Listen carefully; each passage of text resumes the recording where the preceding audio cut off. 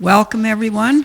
So glad you could take time off this beautiful day to come into a basement and listen to talk about voting, the most important thing that we do in a democracy. As second only to educating yourself before you vote. So I'm Ruth Ann Webster. I'm representing our local League of Women Voters, League of Women Voters of New Ulm, and on behalf of our league, we want to thank you all for coming. We're very excited because our Secretary of State, Steve Simon, has come here from FarmFest to talk to us about voting in general. There's been some changes in the laws on voting that I think it's very important for us to know about. And there's been a recent court decision upholding the right for felons to vote once they're out of prison. That was an important thing for the League of Women Voters. That's something we'd lobbied for. And without further ado, Secretary Simon.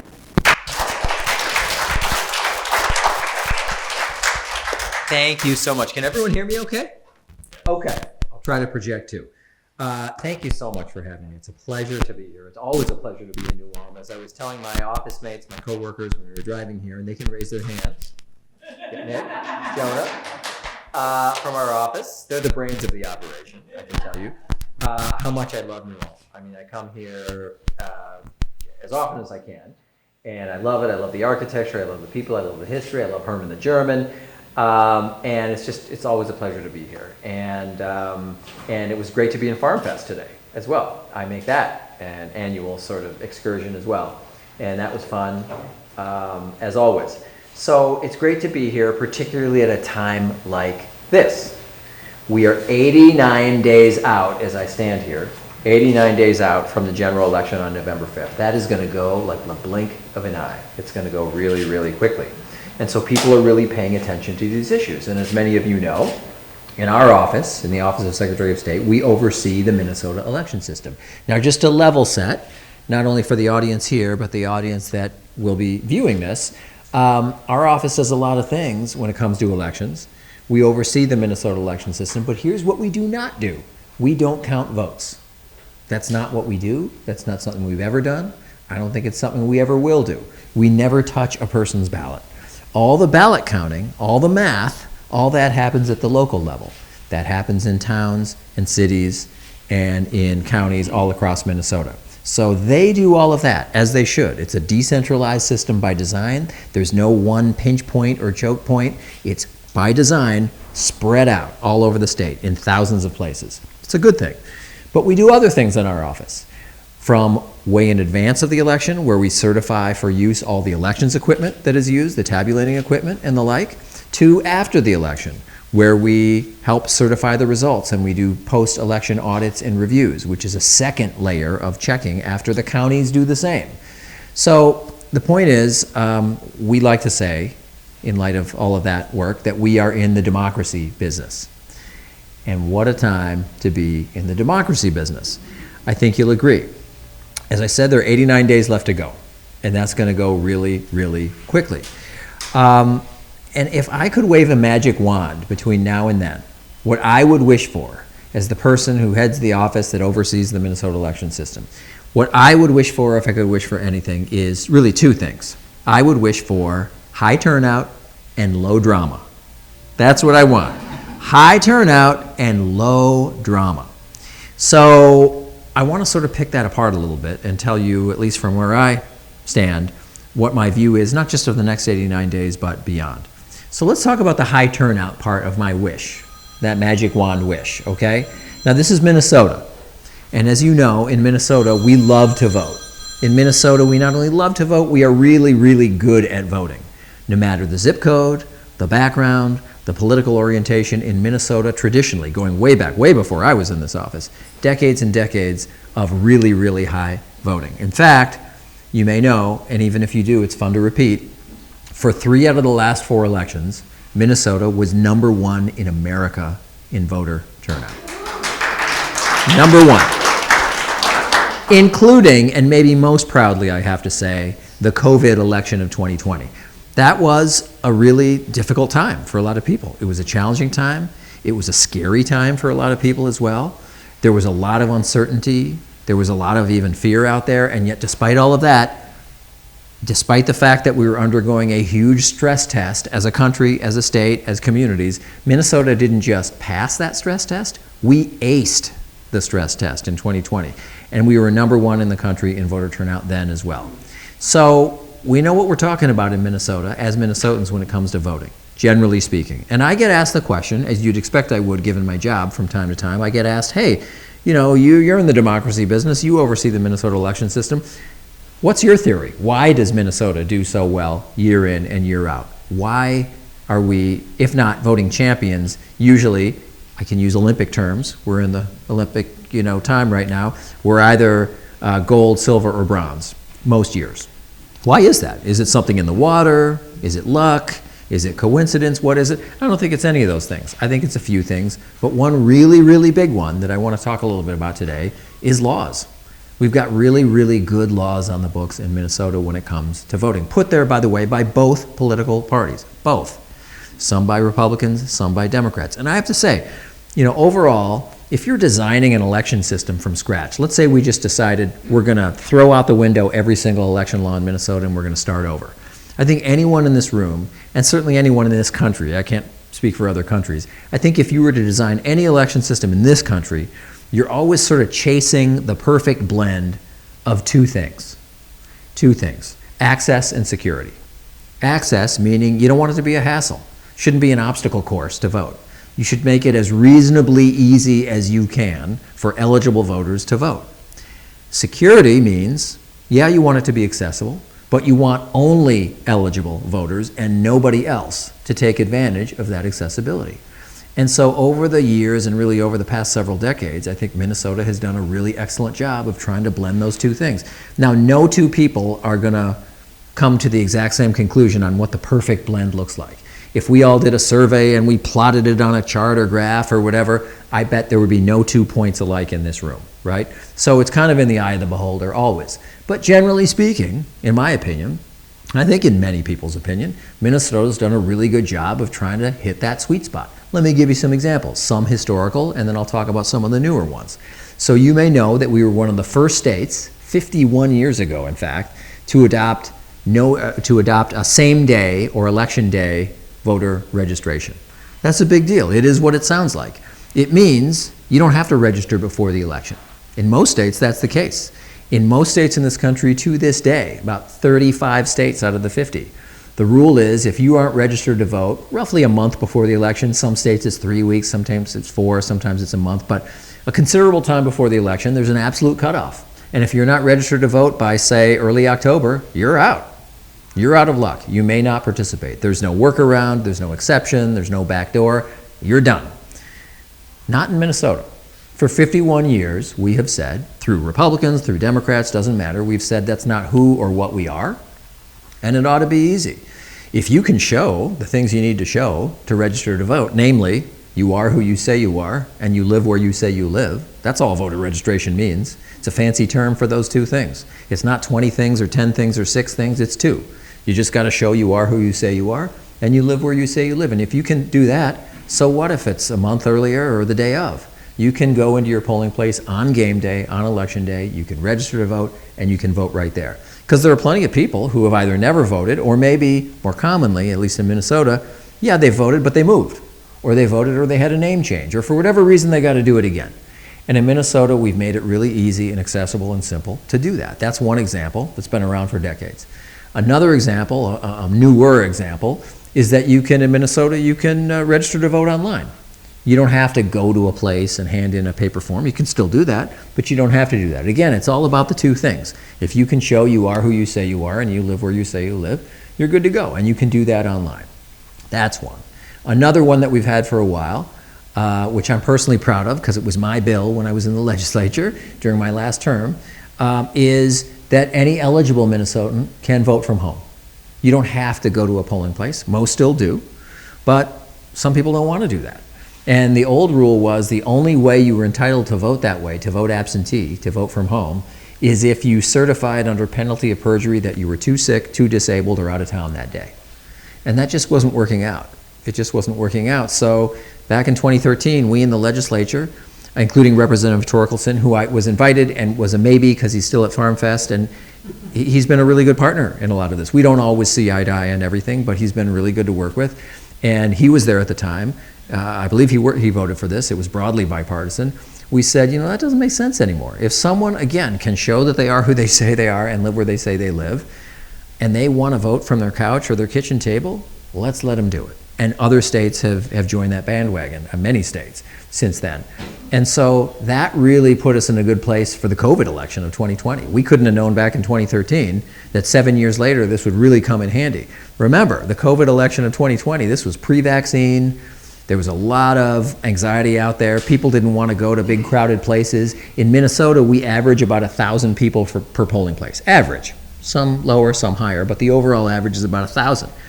And so to tell someone, hey, how'd you like to go to a place where 1,000 people throughout the course of the day are hanging out with their droplets, right? For a lot of people, they didn't want to do that. So in Minnesota that year, the percentage of people who voted that way went through the roof. It more than doubled that year. And so that's another example of a law that we've had on the books for a long time that has put us, I think, in really, really good shape. But as you may know, last year in 2023, there was another big push and breakthrough at the legislature, and the legislature passed a bunch of new reforms that I believe are going to put us in an even better place and on even better footing. And every one of these that I'm just going to very briefly talk about, just a few that I want to give you a flavor and a taste, every single one of these are nonpartisan in origin and nonpartisan in effect. In other words, these are things that red states have been doing, multiple red states, multiple blue states, purple states, and there's no effect on this benefits one political party or another. Otherwise, the red states and blue states and purple states wouldn't have all done it. So let me give you a few examples. One of them is that we now have a system in place called automatic voter registration. Now, I wish that reform went by a different title. I really do, because when I hear the word automatic, I'm thinking a computer's doing something, that human beings are on the sidelines not doing anything, and that's not what this is. So I wish there were a catchier, better title for this. And really, automatic voter registration is just kind of it's sort of a gloss on something that we've already had for 30 years. For 30 plus years, we've had a motor voter law, meaning when you go and get or renew a driver's license, there's a box you can check. I noticed it when I last got mine done in 2021, and I noticed it on the page. And it says here, hey, check here if you want to be registered to vote. And the reason is the very same information you give to get or renew a driver's license is the exact same information you would give to register to vote. So it's a nice kind of one-stop shop. So we've had that since 1993. All this says, this new automatic voter registration law, no, it's human beings are very much a part of it. It just means that if you can show that you are otherwise eligible, you need to show proof of citizenship, you're a resident, you're over 18, all of that. If all of that is true, and that's a big if, but if you can show that, then it will assume you do want to be registered to vote. Instead of saying, hey, do you want to be, it'll assume you do, and then you can later on opt out the next week, the next month, or whatever. No one can force you to register to vote, obviously. So if you don't want to, you don't have to. But it will assume you do. And the advantage of this law is there's two big ones. Number one is it's going to get a lot of eligible but unregistered people registered, hundreds of thousands.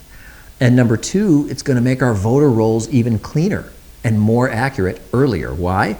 Because instead of having to register same day, like hundreds of thousands of people do, they'll already be in the system weeks and probably months earlier. So we can do the scrubbing of the lists. We can do the screening and the filtering earlier. So that it's really good from a security standpoint and from an access standpoint. So that's one, automatic voter registration. And by the way, again, multiple states, red states, blue states. We're like the, I want to say, 20th state or something like that to do it. We are not the pioneer. We are not the trailblazer on this one.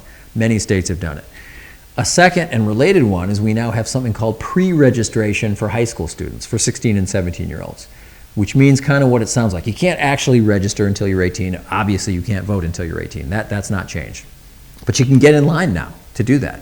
You can fill out the form, and it means that real human beings, again, not computers, real human beings are checking to see if these 16 and 17-year-olds are who they say they are, live where they say they live, and if that checks out, and if it's true, then without them having to do anything else, on their 18th birthday, boom, at midnight, they will be added to the voting rolls. It's great. And there's been a surge of interest in high schools. I went to 33 high schools talking about this year. Fascinating. Started in Albert Lea and went all over the state, all corners of the state. Real enthusiasm about this. Because the advantage of this, and the reason red states and blue states and purple states have done it, is it gets young people thinking about themselves as voters before they even are voters. And the reason that's good is we know that if you can get a young person to vote that first time they're eligible, 18, 19, 20, whatever, they're far more likely to make it a lifelong habit. So that's a good thing. That's a win-win. That doesn't advantage any political party, and it actually moves the needle. It's not just happy talk or passing a bill because it's a feel-good thing or whatever. There are studies in states like Florida and Hawaii that show there's an absolute uptick in the number or the percentage of young people who vote in states that have this. So now we're one of those states, and I think it's going to work out really, really well. It already has so far. So that's another example. Yet another example is we have a new law in the books that restores the freedom to vote for people who have left prison behind. That's something that the League of Women Voters, as you heard in the introduction, has cared about. That's been a 20-year debate in Minnesota, and this has finally gotten done. And by the way, North Dakota has been doing this for years. Iowa's on its way to doing it. Florida, Nebraska, Kentucky, I believe, other states. The trend is this way, not the other way. And so what it means is we now have a very simple rule. If you're in prison, you can't vote. That hasn't changed. But the minute you're out of prison, you've done your time. Every day, every hour, every second of your time, you can vote.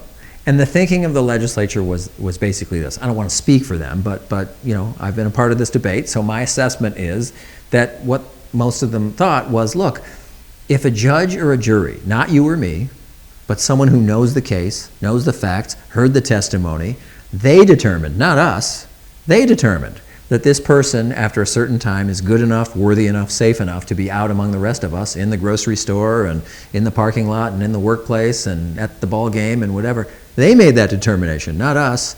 Then that person should have a basic say in the direction that the ship is sailing, so to speak, right? Just a basic say.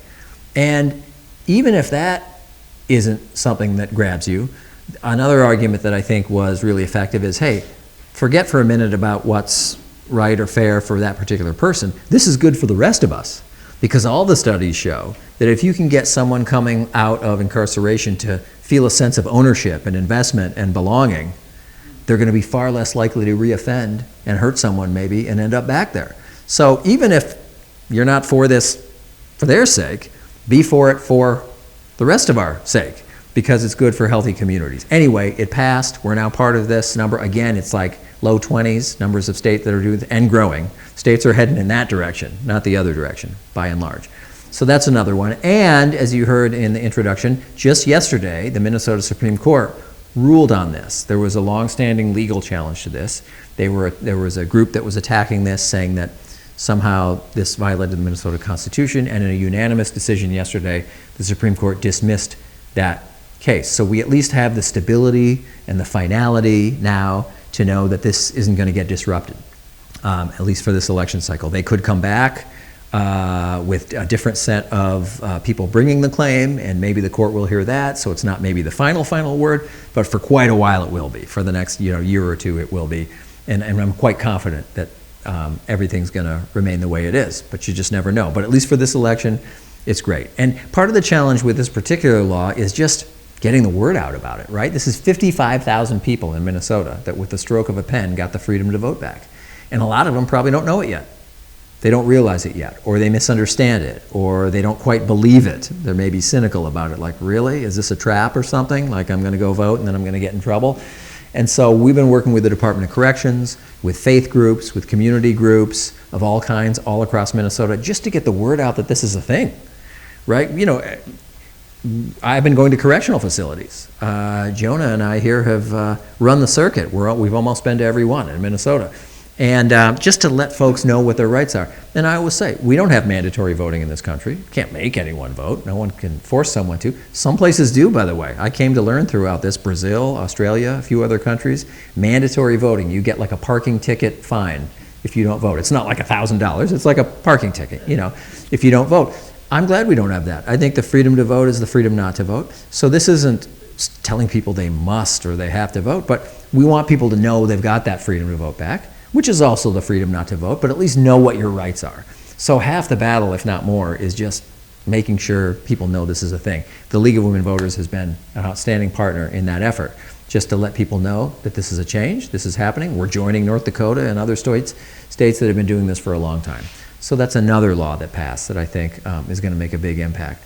We also have now a permanent absentee list. We learned from COVID and in recent years that people like voting absentee, but some people want to vote absentee every time and don't want to have to apply again and again and again each and every election. So you can put your name now on a list, and unless you move or have a name change or otherwise need to change your registration, if that's the way you like to vote and prefer to vote, you can be on a list where you'll automatically be sent an absentee ballot. So that's another example of some of the laws that, that we have on the books. But that's generally what I mean. There are others. I don't have time to cover every one, but in the Q&A we can talk about whatever you want to talk about. But we're in good shape in Minnesota in part because we've had this tradition of really good laws that put us in a great place, that do a good blend of access and security, the two major things that you're always kind of chasing that perfect blend of.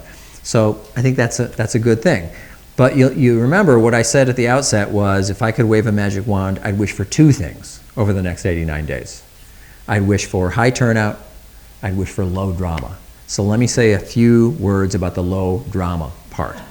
Here's what I don't mean when I say low drama. I'm not talking about enthusiasm and energy and passion and zeal and anything else, either for or against a candidate, for president or any other office. That's healthy, welcome, expected in a democracy. That's great. Be excited, be passionate. Passionate like, passionate dislike, that's fine. That's not what I mean by drama. What I mean by drama is, look, we have an election system. It's going to function. It's going to work, and at the end of the day, there's going to be an outcome. There's going to be a result. And it's any American's right to go to court and challenge that result and say, I don't believe the count, or I think there was funny business, or I have evidence about some misbehavior or something like that. That's fine. The court door is open to everyone. But when the court process is over, we have to be over with this. We have to accept the outcome, whether we like the outcome or not. And that's important for us as a country. Of course you can challenge the results. Bring your evidence. But if you don't have any, or if the court deems it insufficient and for whatever reason dismisses the challenge, and you go all the way to the highest court that you can go to, that's got to be it. And that's the case with any other kind of legal claim. I mean, can you imagine if you thought that someone owed you money and you brought them to court and you litigated it and you lost in court, and then you appealed it and you lost again, and then maybe you went to the Supreme Court and you lost again? Would you dream of then saying, well, I'm going to break into their house and get my money anyway? Would you do that? Would anyone you know do that? No, you're going to abide by. You'd be very, maybe bitterly disappointed, of course. You think you're owed money. But as with, why should this be different than any other thing that goes through the courts? When the courts have had their final say, and it's everyone's right to challenge this kind of stuff with evidence, but at the end of the day, when that process is done, we have to be done. And we have to accept the result, even if it's not the outcome that we particularly want in a particular case. And that's what I mean by low drama. That was a long-winded way of describing what I mean by low drama, but that's what I mean by low drama. Not the campaign, not the passion, not the,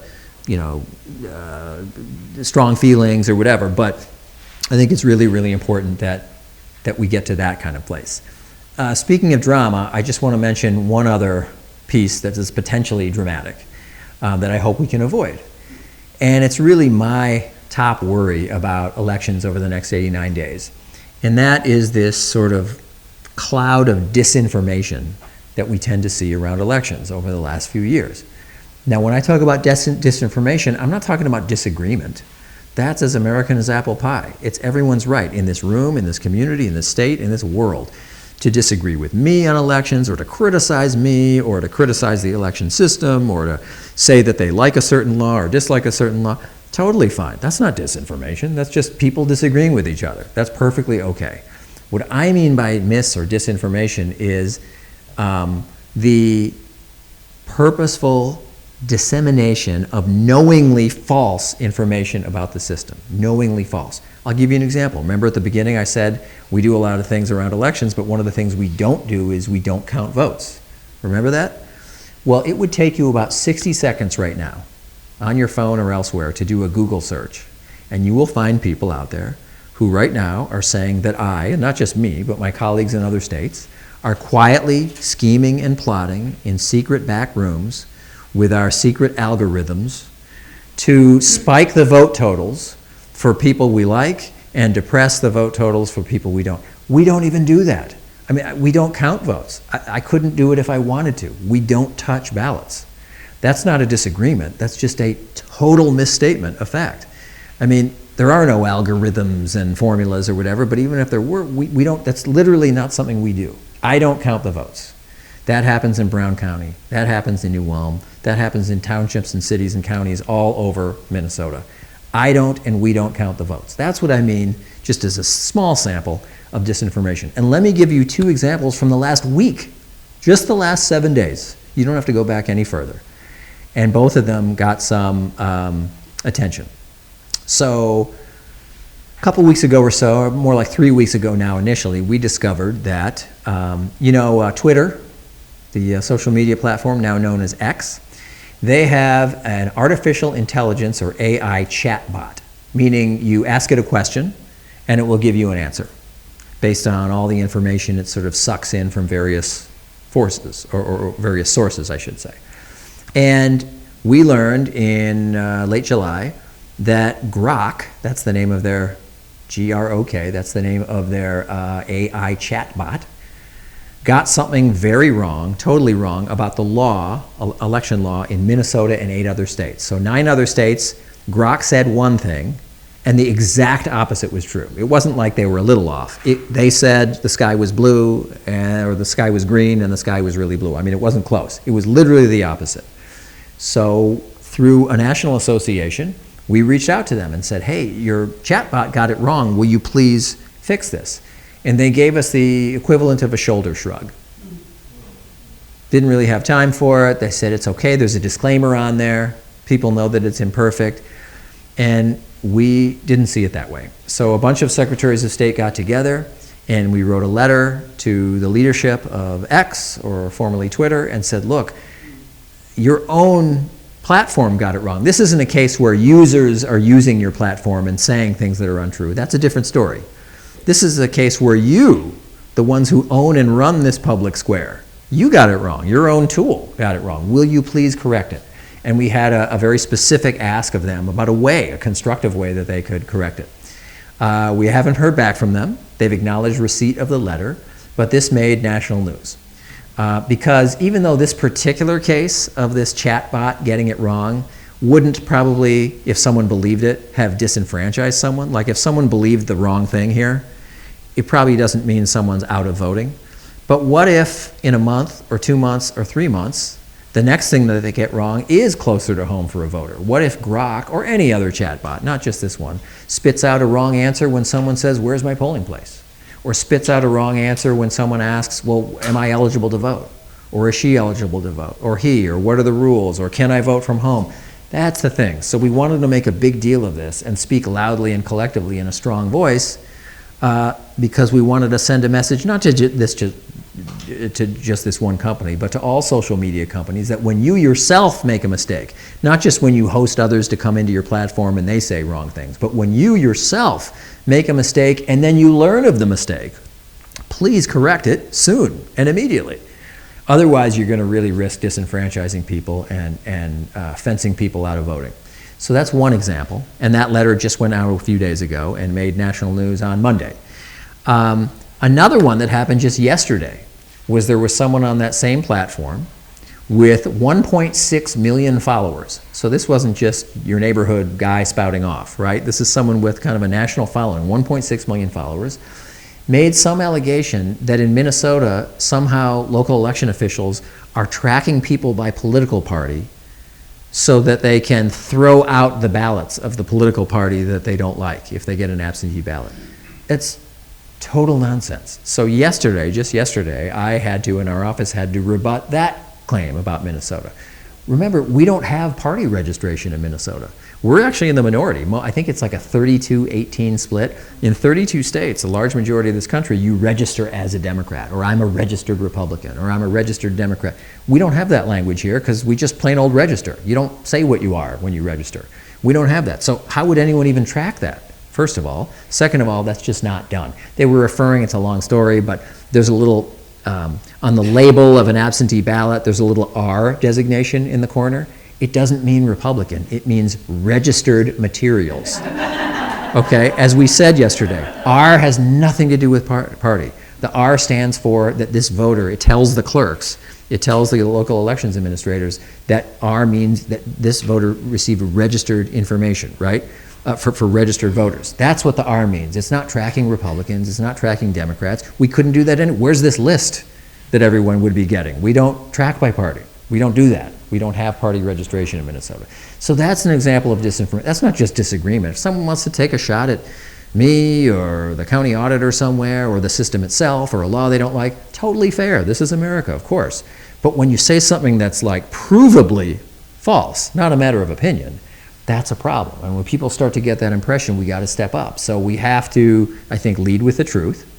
All of us in and around this democracy business, we have to say what's not true, but also say what is true. Not just, you're full of it, but here's what the rule is. I think that's important. We got to continue to collaborate, our office with the counties and the cities and the township, which I think we do a really strong job of, all of us. We have to have each other's backs. And then finally, and here's the good thing, I think we need to be as transparent as we can be in most cases. I mean, we've got good systems in place, and we need to show, not just tell, how good those systems are. Let me give you one just sliver of an example. I mean, there are 100 examples I could give you, but here's one. You know, I'm sure, just consuming the news, that over the last few years there have been allegations about elections equipment. Some people say, for example, at the extreme, man, this election tabulating equipment, you can't trust it. It's changing votes from candidate A to candidate B. This is outright corruption and all the rest. Okay. So in Minnesota, we have a procedure known as a public accuracy test. It's mandated in state law, okay? Now that sounds like a boring government acronym or procedure, PAT, public accuracy test. But here's what that means.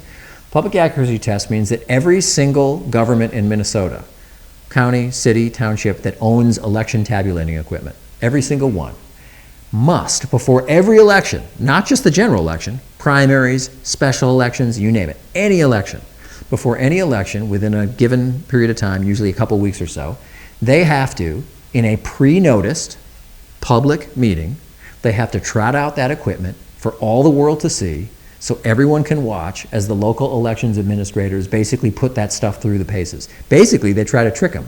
I'm going to one on Friday in Dakota County.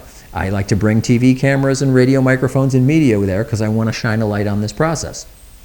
And what they'll do is they'll overvote and undervote, and they'll put stray marks on the ballot just to test the equipment. Is it picking up on this? Is it adding the numbers up correctly? And only if the machines perform perfectly are they allowed for use in the upcoming election.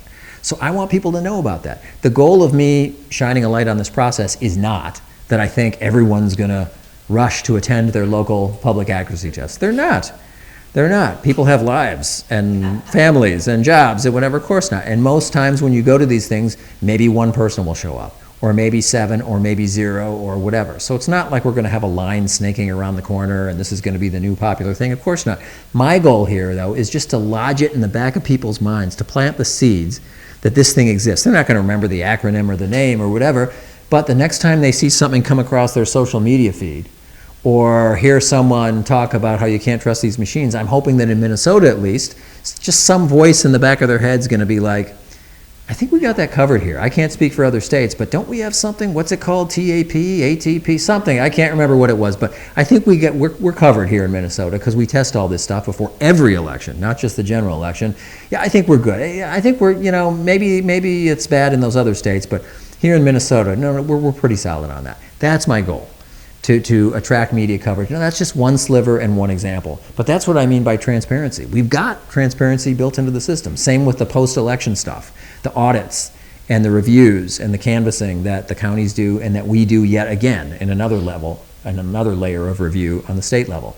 So if we can open it up, show people these processes and procedures, I think we'll be in good shape. So, look, I'm an optimist long term about our democracy. I really am. I mean, does democracy sometimes feel like it's been a little dinged and dented over the last few years? Sure, but by no means defeated.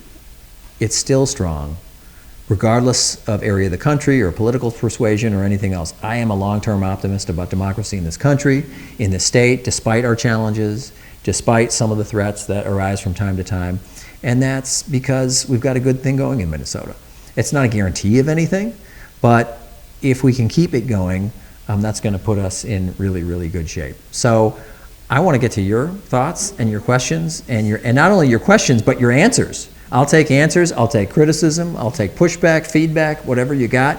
But I want to thank you for your time on a beautiful day, and thanks for being great partners in the democracy business. Thank you.